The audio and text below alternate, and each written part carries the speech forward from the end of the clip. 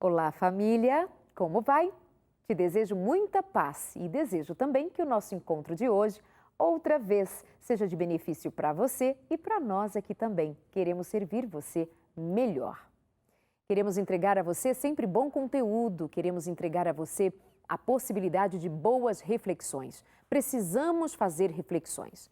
Nós precisamos tomar o lugar na vida acreditando que está em nós as ferramentas, ou estão em nós as ferramentas para nós construirmos uma história mais adequada, uma história com raízes mais profundas. E isso significa dizer que nós somos chamados a, com estas ferramentas, também trabalhar a nossa consciência frente à vida. Por que você faz o que faz? Por que você diz o que diz? Por que faz as escolhas que faz? Quais são os instrumentos que você tem para avaliar que decisões são melhores ou não? São o que os outros dizem?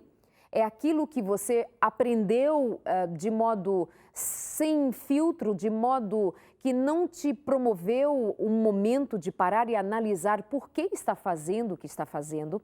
A gente precisa parar e pensar, por que tenho vivido como tenho vivido? Por que tenho tomado essas decisões? E por que muitas vezes repito os mesmos erros, sabendo que vou colher os mesmos frutos desses erros? Vou ter que experimentar as mesmas consequências.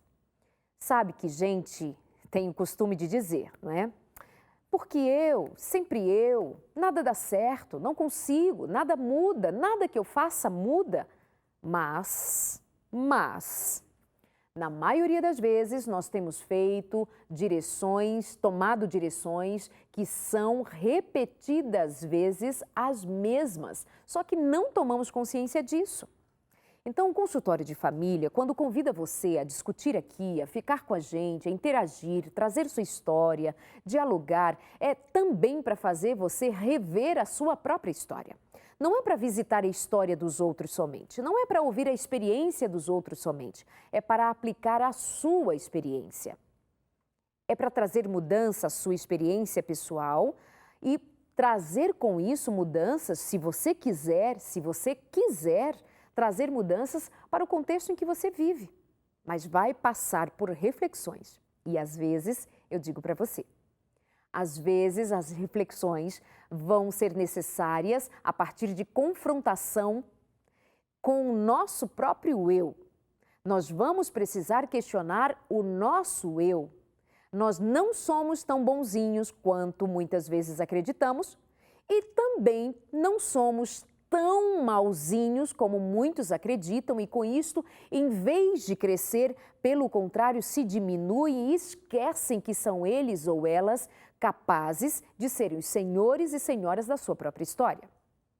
Na confrontação, você às vezes vai ter que enfrentar dor, vai ter que enfrentar nesse seu eu algumas questões que você tem deixado de canto para não sofrer.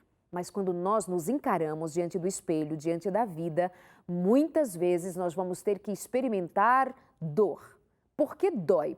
Mudanças exigem dor, mas na dor a gente cresce. Então vem com a gente fazer mais um consultório.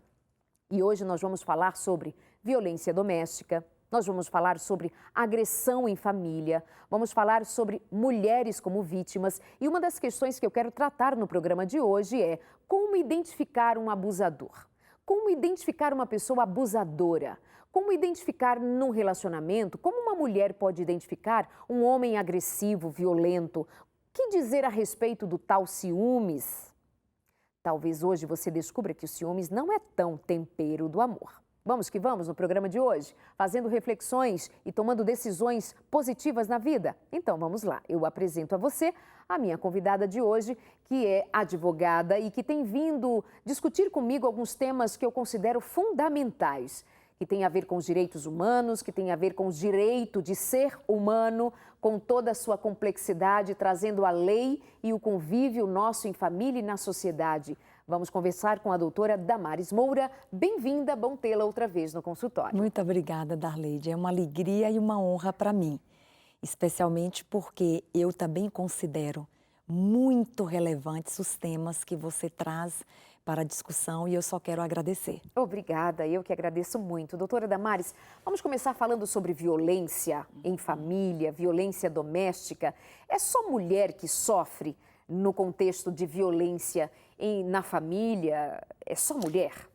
As estatísticas apontam que quem mais sofre violência doméstica são aqueles chamados vulneráveis, não é? Que têm dificuldade de reagir. Quem são estes?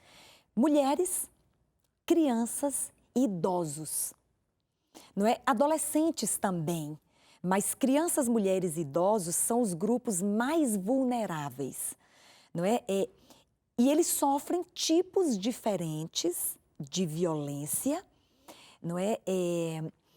E o perfil do agressor ou do abusador, ele também se comporta de modo diferente diante desses grupos. Não é? Então, o agressor de mulheres, ele não se comporta da mesma maneira para abusar de uma criança.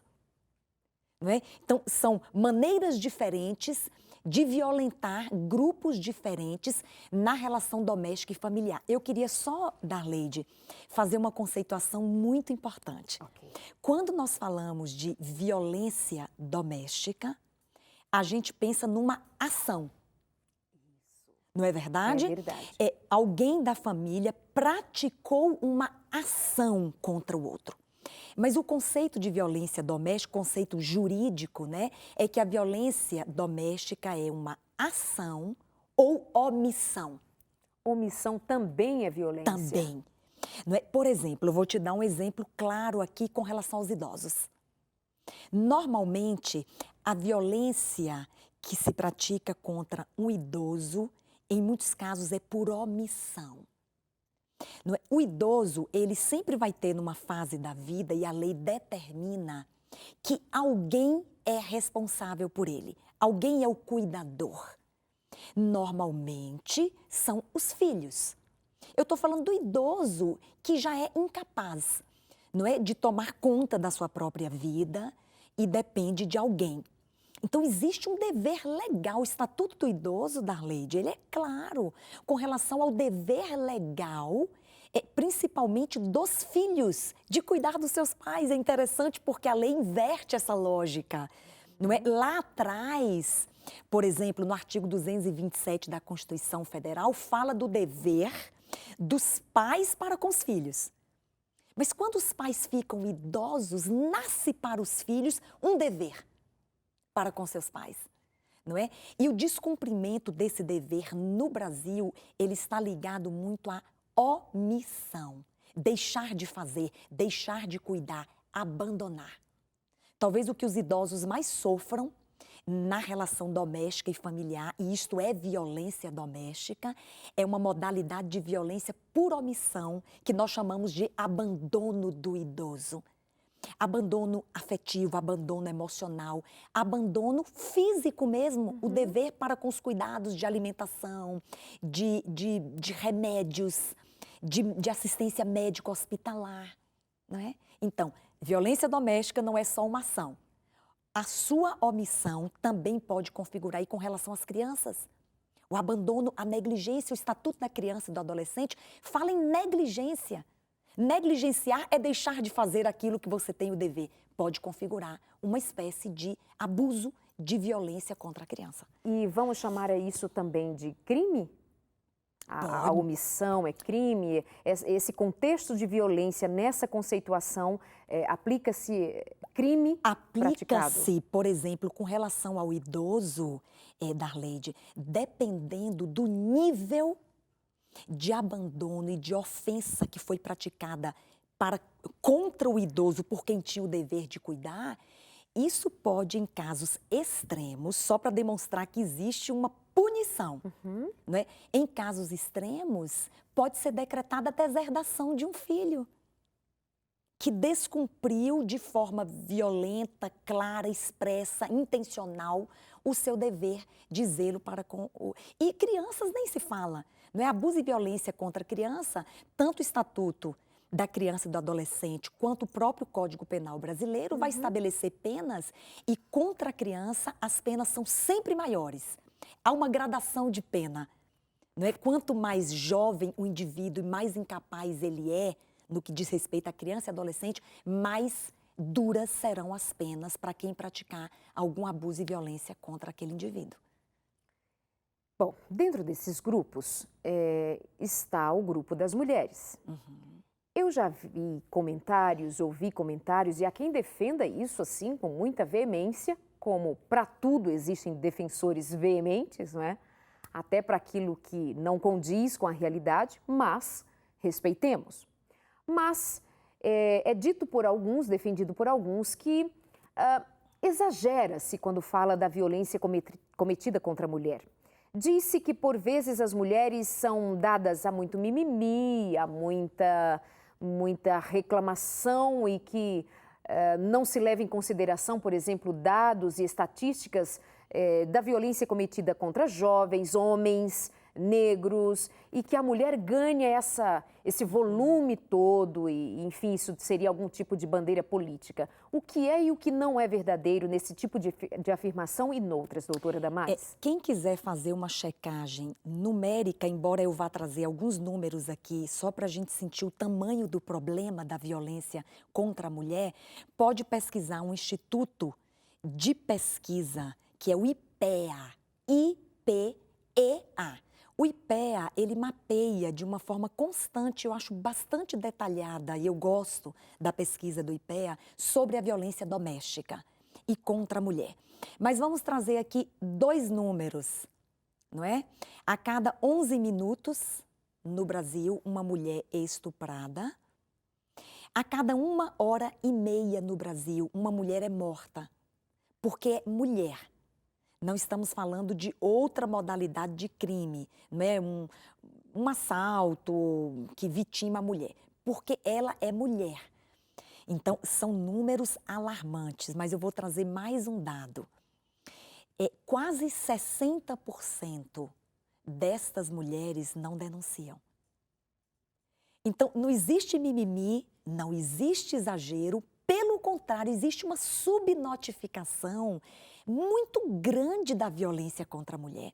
Se aproximadamente 60% das mulheres que são vítimas de violência não denunciam, esses números estatísticos que são resultado das denúncias, eles podem ser muito maiores. Chega-se a falar da lei, de especialistas chegam a afirmar que pode ser 10 vezes maior o número da violência contra a mulher.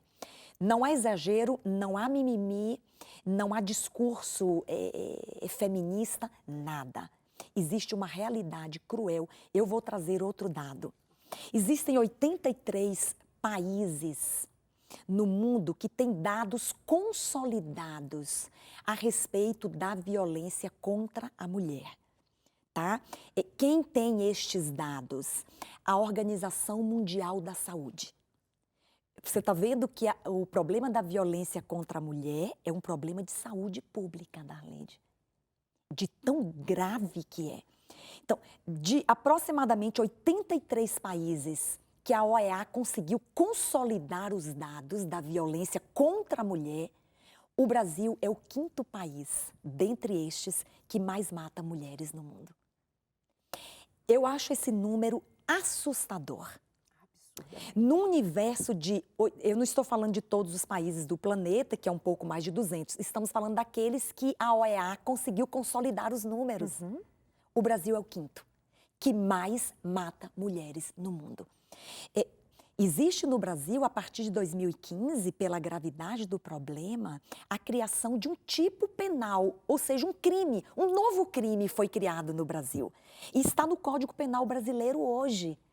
Não é? Que é um Código Penal bastante desatualizado, de vez em quando ele precisa sofrer uma atualização.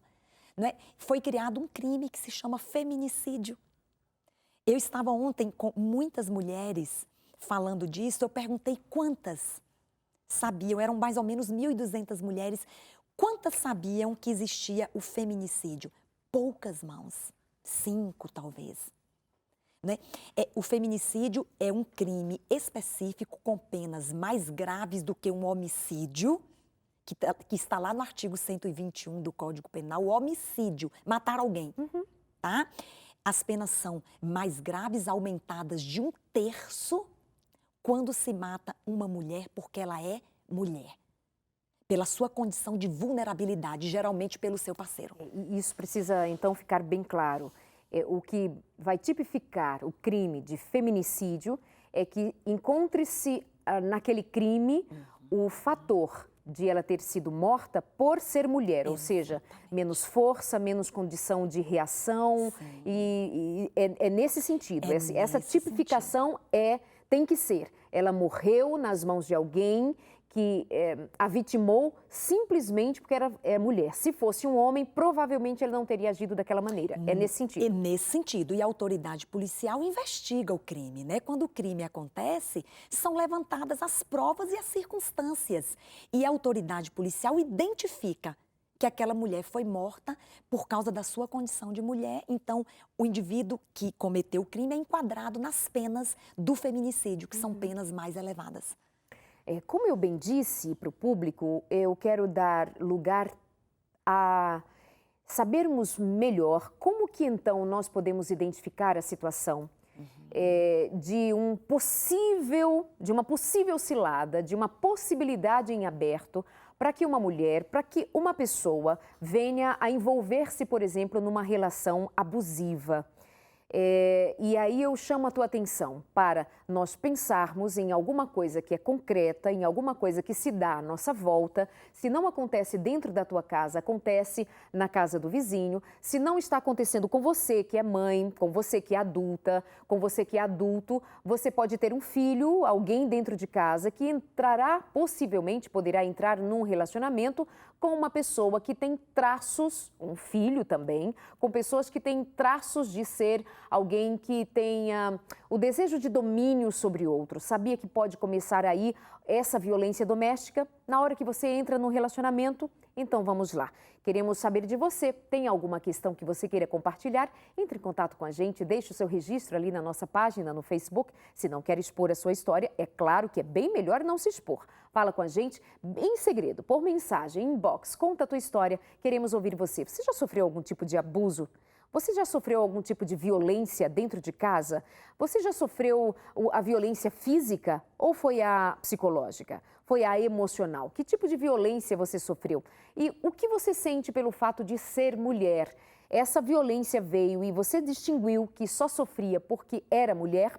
Vamos continuando aqui a nossa conversa, incluindo você, com a doutora Damares Moura também. Doutora Damares, vamos pensar agora numa mulher que vai entrar num relacionamento. Se ela já está dentro de um relacionamento, vai ter que tomar uma direção. Vamos pensar antes disso, fora, antes de entrar no relacionamento. Que cuidados ela deve ter para prevenir-se de algum tipo de violência? Eu vou me basear num material que foi produzido com excelência pelo Ministério Público de São Paulo. E se você, mulher, quiser conhecer este material, entra no site do Ministério Público, joga no Google. Ministério Público de São Paulo, então, cartilha de violência contra a mulher, Ministério Público de São Paulo, você vai encontrar. Ok, e a produção vai colocar aí no GC também o endereço, o link o endereço de como você pode encontrar esse material, que é riquíssimo. Mas vamos entregar um pouco já aqui para você no programa. Sim, então lá numa das páginas dessa cartilha, tem os sinais, os indícios de um homem violento, por exemplo, e que as mulheres que ainda não entraram no relacionamento podem prestar atenção. Eu vou mencionar pelo menos 4, lá tem mais, mas os principais. Ele perde o controle facilmente. É um sinal. As pessoas que, diante de qualquer situação, não é, que outro suportaria com mais paciência, ele se descontrola rapidamente, perde o controle facilmente. Outro dado, Darleide, que é muito... As paixões repentinas. Não é, um pedido de casamento com uma semana de namoro. Estou exagerando, mas só para você pode entender. Acontecer. Não é? Amores repentinos, intensas paixões tão rápidas. Quer dizer, as pessoas mal se conhecem. Como é possível? Não é que esse amor, essa paixão, esse sentimento seja tão grande. Este é um sinal. Amores repentinos, intensos, fortes demais. Outro sinal. Homens que maltratam animais. E às vezes, no começo de um relacionamento, você pode perceber isso. Se você tem um animal, ou se um animal passou por vocês, e ele teve um gesto de agressividade, de violência para com o animal, também é um sinal apontado pelo Ministério Público, não é? Então, veja, perdeu o controle, há outro, altas expectativas. No início, ele já apresenta para a mulher aquilo que ele deseja, e é muito grande. O que ele espera daquela mulher. Não é? Então, comidas extraordinárias, uma excelente cozinheira, uma excelente costureira, ele tem altas expectativas. Para ela. Sim, o que ele espera dela. Sim, a expectativa dele. Para ela atender a expectativa. Ele tem uma alta expectativa com relação a você. Este também é um sinal de que aquele homem poderá ser um homem violento e agressor. Acho que falei os principais, tem outros, tem mas ciúmes embutidos, porque ciúmes nessa relação também. O ciúmes é uma causa muito conhecida. Ela nem é mencionada. Porque é uma causa tão conhecida, né? O ciúme, desde o começo da relação, já é um sinal muito importante, não é? De que você não vai ter autonomia, você não vai ter liberdade por causa daquele ciúme excessivo que aprisiona e pode aprisionar você. E aprisiona muita gente, muitas mulheres, porque ainda há mulheres que acreditam que explosões de ciúmes têm a ver com um tipo de amor muito grande. Não, ele é ciumento, mas a gente sabe lidar. Cuidado com os ciúmes. Ciúmes aprisionam. Ciúmes tira de você a liberdade de você escolher até o que comer, o que vestir, para onde olhar, né? Para onde olhar? Você olhou para lá, por que você olhou para ali? Então, assim, tenha muito cuidado, isso é violência também. Mas de tanto já ser conhecido, não se pôs entre os quês das possíveis violências, mas não tire isso da listinha. E uma coisa que, assim, que é muito favorável a mulher cair numa ciladas de abuso, né, doutora, é o quanto muitas vezes essa mulher é carente de um amor, carente de um homem que cuide dela, que ofereça para ela uma história bonita, uma história de amor, uma história de romance.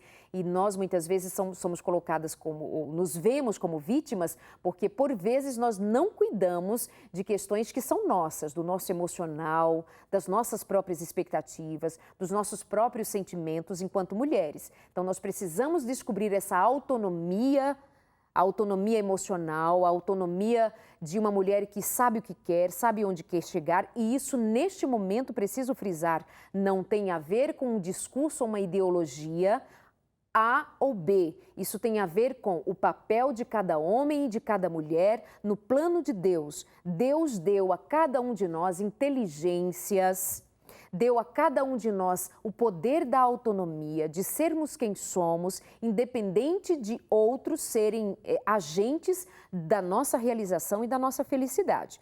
Preste atenção e precisa fazer uma distinção entre o que é egoísmo, egolatria, eu me basto, não preciso de ninguém. Não, nós precisamos uns dos outros. Nós nos relacionamos, somos seres relacionais, absolutamente relacionais. O que nós estamos falando é ter cuidado, é necessário ter cuidado com a dependência, com uma ligação dependente do outro para ser. E isso até vale um outro programa por aí. Mas ainda vamos falar no programa de hoje como fazer, o que saber sobre, por exemplo, abuso sexual. Um tema que se fala pouco, doutora, abuso sexual, não é? Sim. Mas podemos adiar essa pauta para o próximo bloco e te pergunto, o que mais dizer sobre esse primeiro momento quando falávamos agora? Eu quero acrescentar. Vamos lá. Se tem alguma mulher que nos assiste agora e ela tem dúvida, eu vou sugerir que ela realize um teste simples e prático que está nesta cartilha de violência contra a mulher do Ministério Público. Dentre algumas perguntinhas que tem lá, Darleide, por exemplo, ele disse a você que você não deve trabalhar ou estudar? São perguntinhas, não é? Você não precisa trabalhar, você não precisa estudar. Não é? Ele proíbe você de usar uma determinada roupa, proíbe. Não estou falando de um relacionamento onde o marido diga, o O que namorado, gosta, o eu que não gosto mais gosta. disso, você fica mais bonita assim. Eu estou falando de proibição. Ele invade o seu e-mail, ele invade a sua senha, ele proíbe você de ir na casa dos vizinhos, ele proíbe você de frequentar a casa da sua família, ele proíbe você de sair com amigos. São algumas perguntas, dentre outras bem práticas do cotidiano. E esse teste ele é tão sério porque ele é resultado de um trabalho. Não é que no final o Ministério Público pergunta, se você, ou afirma, se você respondeu sim a uma única destas perguntas, você está correndo algum tipo de risco. Procure ajuda. Uau. Então faça esse teste às mulheres que nos ouvem, não é porque ele é tão do nosso cotidiano e pode nos ajudar a fazer descobertas, não é que nós não faríamos de outra maneira. Toda tentativa que alguém faz de dominar o outro, Sim. de dominar a personalidade do outro, de modificar a personalidade do outro a seu favor, nós devemos prestar atenção. Sabe quando comecei a fazer o programa hoje, falando a respeito da necessidade de fazermos reflexões, de confrontarmos a nós mesmos, e isso nós estamos falando ali na área do crime, do abuso, mas às vezes nós cometemos pequenos abusos no nosso dia a dia, nos nossos relacionamentos, sem nos darmos contas. Mas isso pode trazer marcas para nós, para o outro, num relacionamento e a gente não percebe. Então a gente não pode dar lugar à dominação do outro. Eu não tenho essa condição, não tenho essa competência e Deus não deu a mim essa liberdade. O outro é o outro e nós precisamos aprender a respeitar. Tem só mais uma perguntinha. Então segura que nós vamos para o intervalo, porque eu quero que eles continuem com a gente para saber o que mais perguntas, como identificar, o que mais a dizer. É logo depois do nosso intervalo e já voltamos com a doutora Damares Moura. E é claro, você aqui com a gente é sempre muito bem-vindo. Até já!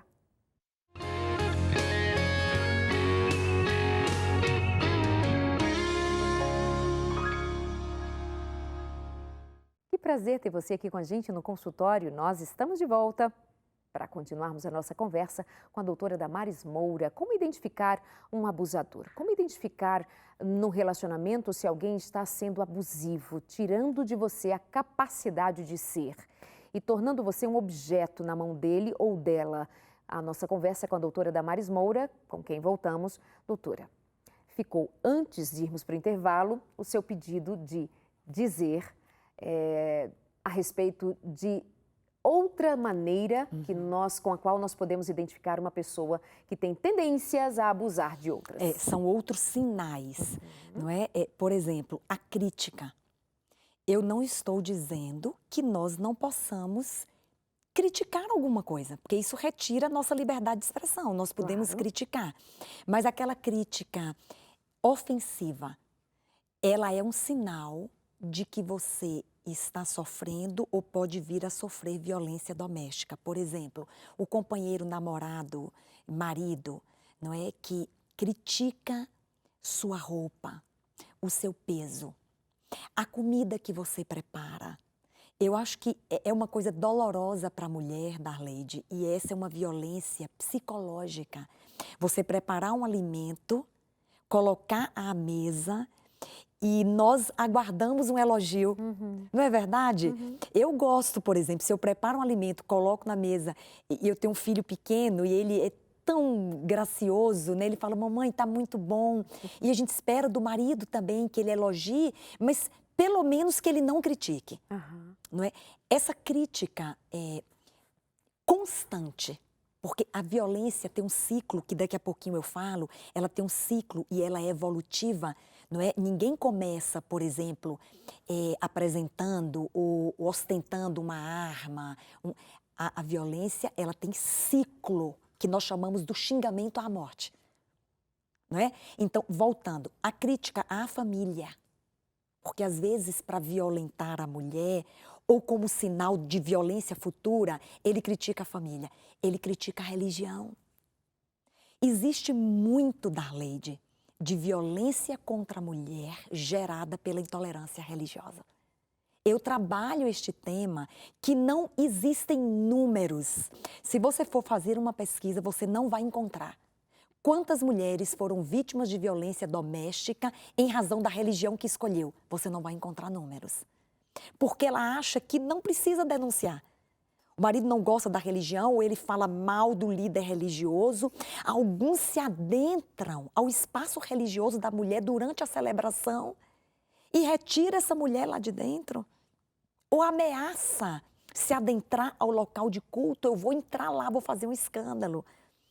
Outro detalhe, maridos, companheiros, namorados que fazem escândalos públicos. A gente vê esse tipo de conduta pode evoluir para uma violência muito mais grave. Escândalos expõem você, às vezes diante dos vizinhos, às vezes numa festa, às vezes num local público. Este é um sinal perigoso. E aí essa cartilha pergunta outras coisas que são muito mais graves. Por exemplo, ele se exibe com uma arma. Ele gosta de se exibir com uma arma de fogo ou com uma arma branca que nós chamamos, que são as facas, os instrumentos que cortam, cortantes, pérfuro cortantes. Ele se exibe com isso. Este é um péssimo sinal. Tá? E são sinais importantes que eu queria acrescentar aqui. Perfeito. Doutora Damares, é demais nós também aplicarmos estes sinais para a figura feminina? Porque eu sei que a violência doméstica... há aqueles grupos citados no começo do programa, e que os números são alarmantes no que diz respeito à violência contra a mulher. Ok, vamos acreditar nos números, nas estatísticas e na realidade que está aí diante dos nossos olhos. E isso é, então, inegável. Mas não podemos desconsiderar, ou podemos desconsiderar, que também hajam mulheres abusivas e que estes mesmos sinais se apresentem em personalidades das mulheres femininas? Então, eu até me debruço um pouquinho sobre isto, mas nós não temos estatística. Ok. Não há números que apontem, por exemplo, da violência da mulher contra o homem. Embora haja casos isolados, e tem até uma decisão muito interessante dos nossos tribunais brasileiros, em que um juiz aplicou a Lei Maria da Penha, que é de uso exclusivo para mulheres. Ele aplicou a Lei Maria da Penha a um homem que foi... vamos falar popularmente aqui, apanhou da esposa. Okay. Mas isso é raríssimo. Como ele não tinha uma legislação especial para aplicar, exatamente porque não tem números, ele usou por analogia a Lei Maria da Penha ao caso do homem que foi violentado pela mulher. Agora, vamos considerar que se as mulheres não denunciam por medo, por vergonha, e aqueles números que são altíssimos, trazidos anteriormente na sua fala, dá conta de que são números ainda há uma subnotificação. Alta. Ainda há uma subnotificação alta, porque as mulheres não vão denunciar, não vão contar, não vão dizer, para não envolver família, para não se expor, para não passar vergonha, e porque vão dizer que ela foi merecedora, porque ela talvez provocou, e por aí vai. Sabemos de tudo isso e é legítimo mesmo. Mas, doutora, diante de um quadro desses, numa situação em que a figura do homem, sabe, o machismo e tal, não seria o caso também destes homens que sofrem qualquer tipo de violência, não contar que sofrem, por isso faltem dados e faltem números? Eu não posso me negar a pensar nessa direção também, não é? Também não me nego e também não duvido. Não é? Porque a gente sabe que muito da violência doméstica, ela pode ser de um contexto também feminino, não é? Há mulheres que podem produzir esse que a gente chama de acúmulo de tensão, que resulta numa explosão violenta, não é? Pode também uma mulher provocar esta situação. Mas eu penso, Darleide, que em razão dessa, vamos chamar assim, hipossuficiência, né, da mulher diante do homem, elas estão mais desencorajadas a fazer esse enfrentamento. Exatamente por saberem que diante de uma disputa, elas estão em condição de desigualdade. Então é melhor não fazer o enfrentamento, não é? Mas eu não duvido e concordo com você que existem muitos casos de violência doméstica que podem ser provocadas pelas mulheres. E claro que eu trago essa questão para que nós possamos contemplar esse pensamento e não deixar de alguma maneira que você pense que nós estamos aqui desconsiderando um aspecto importante como estes e supervalorizando o outro. Por favor, nós trouxemos no bloco anterior e agora voltamos a tocar nesse assunto, dizendo a você que há de pronto e de fácil acesso, são números, estatísticas e uma realidade que não nega que o fato de uma mulher simplesmente ser mulher já a põe numa situação de risco por conta da sua condição social, vista ao longo da história, e condição política, de ser mais frágil, de ser mais delicada e de ser objeto. Coisa, inclusive coisa sexual, coisa comercial, objeto, né? Então, tem N fatores que nós poderíamos discutir aqui no programa de hoje. Mas um dos fatores pouco comentado, pouco discutido, que elegemos juntas para trazer agora, é ouvir a respeito, saber a respeito de abuso sexual. Temos dados, temos pesquisas, o que dizer sobre abuso sexual, qual a conceituação e, por favor. Eu vou começar pela conceituação. Não é? O abuso ou violência sexual, que inclusive a Lei Maria da Penha, lá no artigo 7º, traz como sendo um tipo de violência contra a mulher, mas nós vamos falar da criança daqui a pouquinho também. Não é? Qual é o elemento da lei de que determina a violência sexual? É o não consentimento. Qualquer ato de natureza sexual, né, pode ser uma carícia, pode ser... tem que ter natureza sexual. Se ele não é consentido e ele se torna mais grave o abuso quando há uso de força e de constrangimento. Então, 3 coisas. Não consentimento, uso de força e constrangimento da pessoa é o que vai determinar se houve naquela prática violência e abuso sexual. Tá? Eu queria falar de um número absolutamente alarmante, aí a gente começa pelas crianças. 25 mil crianças são abusadas sexualmente por ano no Brasil. É uma coisa assustadora, alarmante e subnotificada, porque muitas mães que sabem que os seus filhos são abusados sexualmente por seus parceiros, enfim, padrastos e companheiros, muitas delas são coniventes. Importante dizer, quem é conivente com um crime deste responde pelas mesmas penas. Já acompanhei casos de condenações equivalentes de quem praticou e de quem foi conivente, que soube e não denunciou. Então, 25 mil crianças abusadas sexualmente por ano. Eu queria falar brevemente, que é super importante dizer que no caso do abuso sexual de criança, por exemplo, o uso da força não é comum. Com a criança, o abusador, ele usa o convencimento. Ele convence a criança e alguns não entendem e pensam que as crianças estão concordando. Mas elas não estão concordando. As muito pequenas, elas não entendem que aquela prática é abusiva. E muitas concordam, entre aspas, né? Porque criança não tem autonomia de vontade, para começar, não é? Mas elas aceitam aquilo porque elas acham que está certo. O abusador convence a criança que é um carinho, que é normal, que aquilo é bom. Não é? E por muitos anos, crianças são abusadas sexualmente sem saber.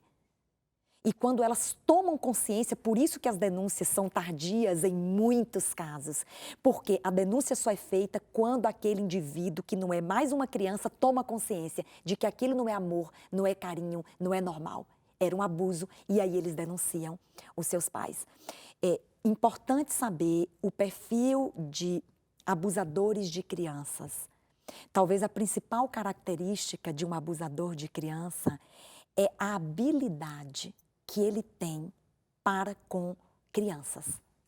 Eu não estou dizendo que os homens que sabem tratar, sabem se relacionar, que são hábeis com crianças, são todos abusadores. Claro. Nós temos que ter discernimento. Oh. Mas sempre o homem abusador, ele demonstra altas habilidades para se relacionar com uma criança e é através disso que ele consegue envolver aquela criança de modo inafastável. A criança é vencida por aquela habilidade excepcional ou alta habilidade para se relacionar com a criança. Ele é habilidoso no trato, no No convencimento. trato, no relacionamento. As crianças se encantam. Vamos usar uma palavra aqui bem prática. As crianças se encantam com o abusador. Exato. Ele é um indivíduo encantador, ele seduz as crianças. Ou presentinhos, ou historinhas, ou coisas muito doces que as crianças não resistem a E isso. vamos lembrar outra vez, pessoas que têm conhecimento de um abuso sexual envolvendo crianças, nesse caso estávamos falando de crianças, e são sabedoras, sendo sabedoras, calam-se. Se esta história vem à tona e se é sabido que você conhecia, mas se omitiu, vai então, poderá responder criminalmente porque se omitiu. Porque, como soubemos logo no começo do programa, omissão também é crime numa situação como essas. Exatamente. É isso aí, doutora? É isso aí. Ok. A ação e a omissão podem ser crimes. Ok, então falamos de abuso sexual referente à criança. Abuso sexual relacionado a mulheres. Os números, eu até mencionei no comecinho do programa, né? E a gente teria que fazer uma conta, mas essa conta nunca será exata por causa da não notificação de muitos casos. A cada 11 minutos, uma mulher sofre violência sexual no Brasil.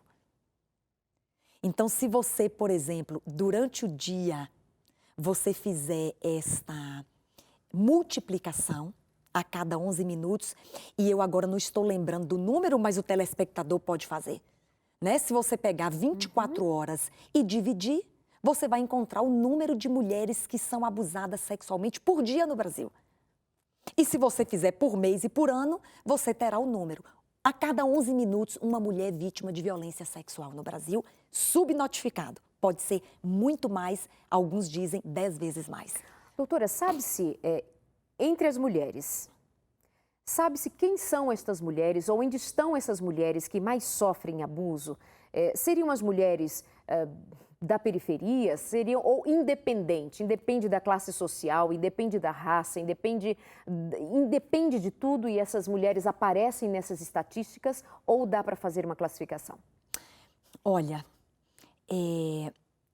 as mulheres de baixa renda e baixa escolaridade, existe uma proporção maior de violência doméstica, familiar e sexual contra estas mulheres.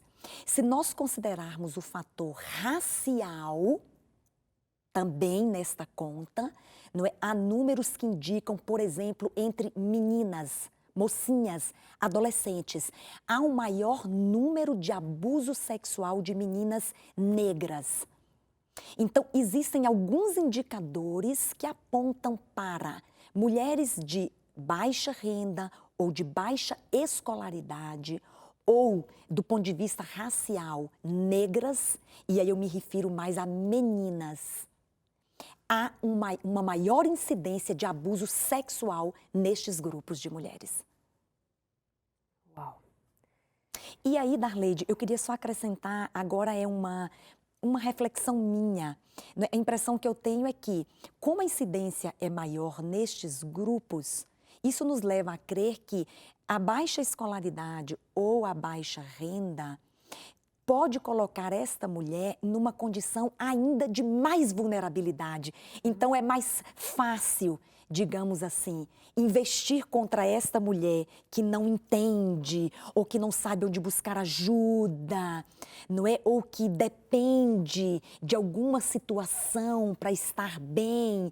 Quer dizer, o abusador, ele identifica onde existe mais facilidade, mais vulnerabilidade para ele investir ali. Doutora, só me recordo que agora há pouco foi dito que há um ciclo na violência. Sim. Então vamos só voltar ali um pouquinho. É importantíssimo. Porque assim, está tudo interligado, está tudo interligado. E aí eu fico atenta para não perder aqui e acolá alguma coisa que eu considero muito importante que você saiba, que você compreenda, para que se previna, para que se cuide, para que saiba, para que tenha esclarecimento. Como você bem viu, a ignorância a respeito de um tema, pode ser a ignorância a respeito da vida. A falta de escolaridade não é só não saber ler ou escrever. A falta de escolaridade pode significar ou significa também não saber viver, não saber dos seus direitos, não saber que direção tomar, a quem pedir ajuda, onde ir e onde encontrar o seu lugar. É muito mais. Então, vamos lá. Existe um ciclo da violência. Existe. Qual é este ciclo? Eu trabalho com o ciclo do xingamento à morte. Não é? Então, eu costumo até usar uma bexiga, um balão, para explicar. Tudo começa com acúmulo de tensão. É como uma bexiga que vai se enchendo no ambiente doméstico e familiar. Não é? Isso compreende xingamentos, isso compreende desqualificação. E talvez não haja nada que fira mais uma pessoa, um indivíduo, uma mulher, do que ser desqualificado, diminuído na sua condição. Não é? Isso tem problemas com a autoestima, com depressão, com suicídio. Não é? Então, um acúmulo de tensão e aquela bexiga vai enchendo, enchendo, enchendo. E um dia acontece o que chamamos o segundo passo, que é a explosão violenta. É como se a gente pega um palitinho, um alfinete, estoura aquela bola, ela pá! A explosão violenta compreende várias modalidades de violência física ou feminicídio. Não é? Porque a explosão violenta, ela pode ser a morte de uma mulher. Porque dependendo do nível de tensão que se acumulou, quando a bexiga explode, pode ser a morte de uma mulher. Quando não há a morte, vem o próximo passo, que a gente chama de reconciliação. É assim, Darleide, o agressor de mulheres, principalmente, ele tem uma característica muito marcante, e eu atendo mulheres, eu percebo isso, como é marcante. Ele confunde a vítima, para que ela não identifique aquela violência, para que ela não denuncie. Então, ele vai criando aquele clima de confusão. Ela não sabe se ele é bom ou se ele é mau, porque na reconciliação vem os pedidos de perdão, que podem vir de diversas maneiras. Flores, bombons, alguns se ajoelham, alguns prometem coisas, viagens, os que podem, coisas muito mais caras, como joias, não é? Presentes caríssimos, promessas as mais diversas. É a reconciliação. Depois vem o que a gente chama de calma e harmonia. Tem um período. Depois que ele convence que... E eu queria falar, na reconciliação tem uma coisa bastante triste, que é a culpabilização. Nessa parte do ciclo da reconciliação vem a culpabilização da mulher. Para se reconciliar, ele transfere a culpa do que houve lá na explosão violenta para a vítima. E ela carrega, além da dor da violência que foi praticada, a culpa de ter provocado o ato contra ela mesma. Quer dizer, é muito sofrimento. Isso é comum, Darleide. Ele dizer, olha, sabe por que eu faço isso? Porque você me provoca. Olha como é que você se comporta. Olha o que você veste. Olha como você fala. Aí a mulher fica assim, gente, acho que eu sou a culpada. Ela fica confusa, seja pelos presentes, seja porque ela pode ser a culpada, e ela fica em silêncio. Não, realmente, eu acho que ele é bom, acho que fui eu que provoquei. Aí vem a calma e a harmonia. A calma e a harmonia é um período que pode ser muito curto. Para alguns casais, pode durar um dia, pode durar uma hora. Porque tem brigas que são desencadeadas, assim, em curtos períodos de tempo.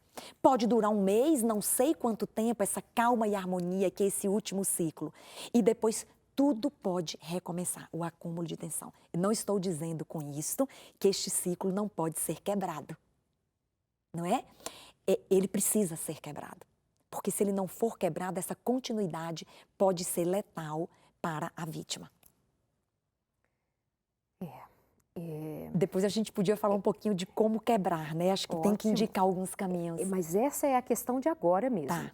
Como é que faz? Porque nós eu estou aqui pensando, fazendo o desenho desse ciclo da violência, e eu estou vendo lá dentro pessoas presas a ele. Sim.